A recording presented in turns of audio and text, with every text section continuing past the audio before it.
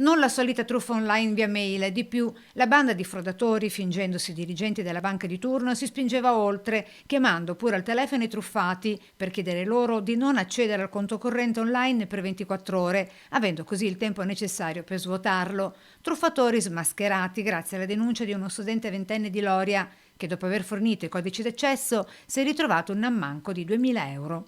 L'indagine è partita da una denuncia querela presentata da un cittadino di Loria presso la stazione Carabinieri di Riese Pio X, quindi è stata iniziata questa attività di indagine coordinata dalla Procura della Repubblica di Treviso e che ha permesso di individuare responsabili di questa truffa in 5 soggetti già conosciuti alla giustizia, residente in area campana, responsabile appunto di truffa in concorso. I 5 truffatori, tutti napoletani di età compresa tra i 20 e i 75 anni, già con precedenti penali, ora denunciati, sebbene a piede libero, con la tecnica di finti sms, finte mail di banche e uffici postali, con il ventenne di Lori di Castelfranco, erano riusciti a svuotare i conti di un totale di 15 risparmiatori, agendo anche in Lazio ed Emilia Romagna, per un importo totale di ben 50.000 euro. Così dalle indagini dei carabinieri di Castelfranco. Questa vittima, che ha presentato denuncia querela, è stata avvicinata attraverso un sms che gli è giunto sull'utenza